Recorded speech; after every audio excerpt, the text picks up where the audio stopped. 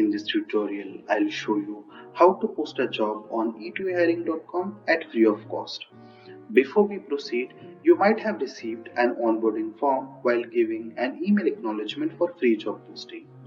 Please make sure you have all the details ready mentioned on the onboarding form before you start setting up your account.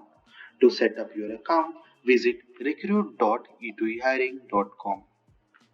It will take you to the landing page of Recruit module.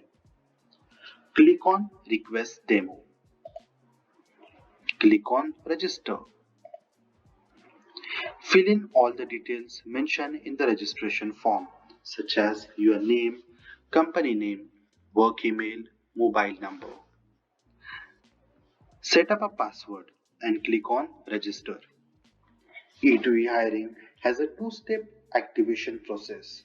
Once click on Register, you will receive an email with the activation link to activate your account.